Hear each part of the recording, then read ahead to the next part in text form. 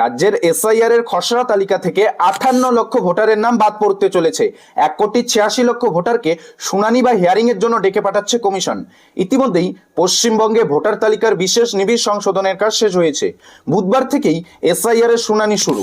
কাদের ডেকে পাঠাবে নির্বাচন কমিশন, কাদেরকে হিয়ারিং এ যেতে হবে এবং 1,86,00,000 ভোটারের মধ্যে আপনার নামও নেই তো আপনার নামটিও কি খসড়া তালিকায় উঠবে কিনা কিভাবে চেক করবেন, আর যাদের হিয়ারিং বা শুনানিতে ডেকে পাঠানো হবে তাদের কাছ থেকে কোন কোন তথ্য চাইতে পারে কমিশন, কি কি নথি আপনাদের তৈরি রাখতে হবে।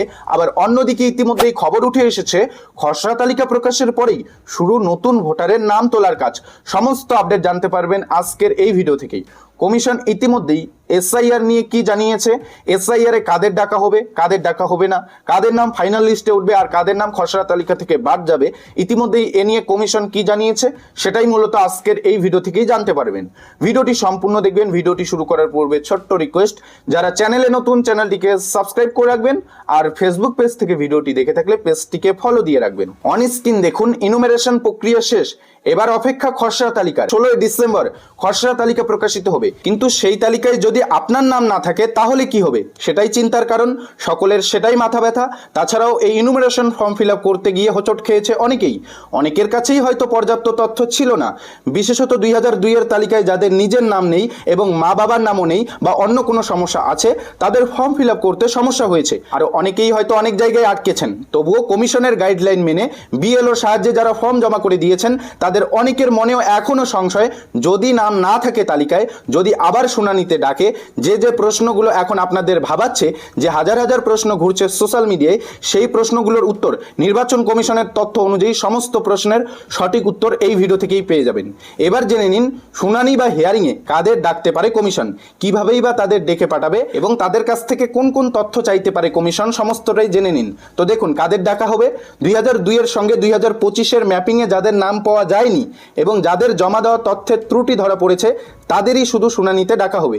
এনুমারেশন ফর্মের নিচে 2002 এর অংশ যারা পূরণ করতে পারেননি তারা সবাইকেই শুনানিতে ডাকা হবে। মনে রাখতে হবে আপনার নাম 2002 সালের তালিকার সঙ্গে ম্যাপিং ও ম্যাচিং হলেও কি আপনাকে শুনানির জন্য ডাকা হতে পারে। আরও মনে করলে আপনাকে ডাকতে পারে। যদি আপনাকে নিয়ে কোনো সন্দেহ থাকে তাহলে আরও আপনাকে ডেকে পাঠাতে পারে। এরপর দেখুন শুনানিতে কিভাবে ডাকা হবে। নির্বাচন কমিশন জানাচ্ছে বিএলও বাড়ি বাড়ি গিয়ে শুনানির নোটিশ পৌঁছে দেবেন, অর্থাৎ যাদেরকে হিয়ারিংয়ে যেতে হবে তাদের বাড়ি বাড়ি গিয়ে বিএলওরা একটি নোটিশ দিয়ে আসবেন। এরপরই তাদের নির্দিষ্ট ডেটে শুনানিতে যেতে হবে। তারপর দেখুন আধার কার্ড ছাড়া 11টি নথি, কোন কোন 11টি নথির কথা বলা রয়েছে আমি আপনাদের একটু পরেই দেখিয়ে দিচ্ছি, যার অন্তত একটা আপনাকে শুনানিতে নিয়ে যেতেই হবে। অর্থাৎ যাদের শুনানিতে যেতে হবে তাদেরকে কমিশনে নির্ধারিত করে দেওয়া 11টি ডকুমেন্টের মধ্যে যে কোনো একটি ডকুমেন্ট সঙ্গে নিয়ে যেতেই হবে, তবেই কিন্তু আপনাদের নাম লিস্টে উঠবে, না হলে কিন্তু আপনার নাম লিস্টে উঠবে না। অন্যদিকে ইতিমধ্যেই পশ্চিমবঙ্গের এসআইআর নিয়ে সম্পূর্ণ নতুন আপডেট। খসড়া তালিকা প্রকাশের পরেই শুরু নতুন ভোটারের নাম তোলার কাজ। এ নিয়ে কমিশনের তরফে কি সম্পূর্ণ নতুন আপডেট দেওয়া হয়েছে অন স্ক্রিন দেখুন। ইনুমারেশন পর্ব শেষ হওয়ার পর খসড়া তালিকা প্রকাশের প্রস্তুতি চলছে জোর কদমে। খসড়া তালিকা প্রকাশের পরেই শুরু হবে ভোটার তালিকায় নতুন নাম তোলার পর্ব। কমিশনের থেকে প্রাপ্ত তথ্য অনুযায়ী ইতিমধ্যেই ভোটার তালিকায় নাম তোলার জন্য 3,22,212টি ফর্ম জমা হয়েছে। 16 ডিসেম্বর খসড়া তালিকা প্রকাশের পর এই ফর্মগুলো যাচাই করে তালিকায় নাম তোলার কাজ শুরু হবে।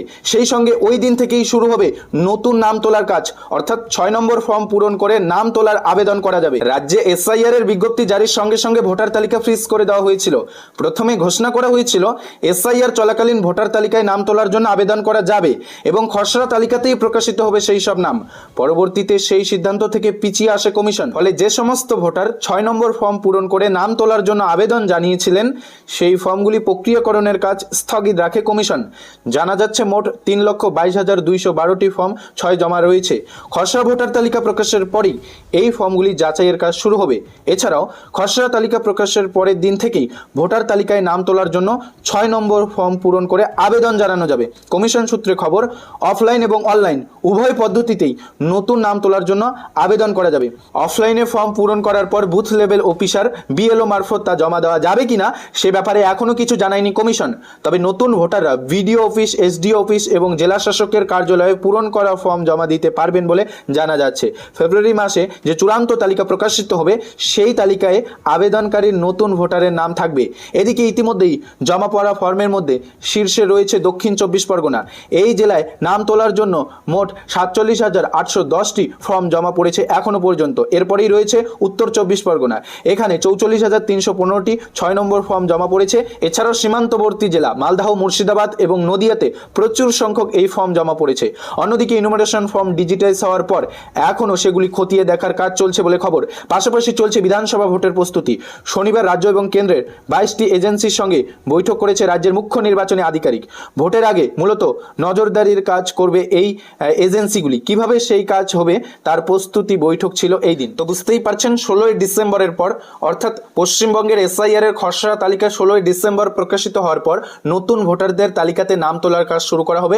16ই ডিসেম্বরের পর ভোটার তালিকাতে নাম তোলার জন্য আপনারা নতুন করে আবেদনও করতে পারবেন, তাই স্পষ্ট এই আপডেট থেকে আপনারা দেখতেই পারলেন। তাছাড়াও আজকের এই ভিডিও থেকেই প্রথম অংশে আপনারা জানতে পারলেন যে 1,86,00,000 ভোটারকে হিয়ারিং বা শুনানিতে ডাকা হচ্ছে। সেই 1,86,00,000 ভোটারদের মধ্যে কাদের কাদের ডাকা হবে সেটা জানতেই পারলেন, এবং যাদের হিয়ারিং বা শুনানিতে ডাকা হবে তাদেরকে কমিশনের নির্ধারিত করে দেওয়া 11টি ডকুমেন্টের মধ্যে যে কোনো একটি নিয়ে যেতেই হবে, তবেই কিন্তু আপনাদের নাম ফাইনাল লিস্টে উঠবে, নচেত আপনার নাম কিন্তু লিস্ট থেকে বাদ চলে যাবে। তো কোন কোন 11টি ডকুমেন্টের কথা বলা রয়েছে অন স্ক্রিন দেখুন। বঙ্গের এসআইআর এর জন্য কোন কোন নথি? 1 নম্বর ডকুমেন্টে বলা রয়েছে সরকারি বা রাষ্ট্রায়ত্ত সংস্থার পরিচয়পত্র। 2, 1 জুলাই 1987 আগে জারি হওয়া কোনো সরকারি নথি। 3 দেখুন বিধিবদ্ধ প্রতিষ্ঠান থেকে পাওয়া জন্ম সার্টিফিকেট। 4 নম্বর নথির লিস্টে দেখুন পাসপোর্ট। 5 নম্বর নথির লিস্টে দেখুন যে কোনো বোর্ড বা বিশ্ববিদ্যালয় থেকে প্রাপ্ত শিক্ষাগত যোগ্যতার কাগজপত্র। 6 নম্বর দেখুন স্থায়ী বাসিন্দা সার্টিফিকেট। 7 নম্বরে দেখুন বনপাল সার্টিফিকেট। 8 নম্বরে দেখুন কাস্ট সার্টিফিকেট। 9 নম্বরে দেখুন এনআরসি অন্তর্ভুক্তির প্রমাণ, যদিও এটা পশ্চিমবঙ্গের জন্য প্রযোজ্য না। 10 নম্বরে দেখুন পারিবারিক রেজিস্টার।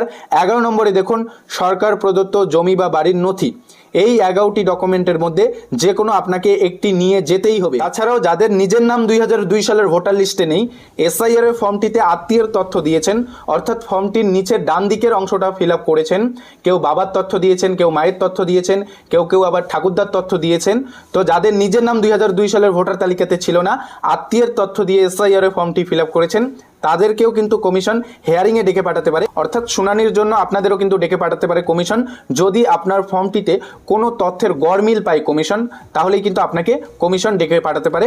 এরপর আপনাকে কমিশনের নির্ধারিত করে দেওয়া 11টি ডকুমেন্টের মধ্যে যে কোনো একটি ডকুমেন্ট শো করাতে হবে। তো আজকের এই ভিডিওতে এটাই আপডেট জানানো ছিল। তাছাড়াও ইতিমধ্যেই কমিশন স্পষ্ট করে জানিয়েছে পশ্চিমবঙ্গের এসআইআর এ 58 লক্ষ ভোটারের নাম বাদ পড়তে চলেছে।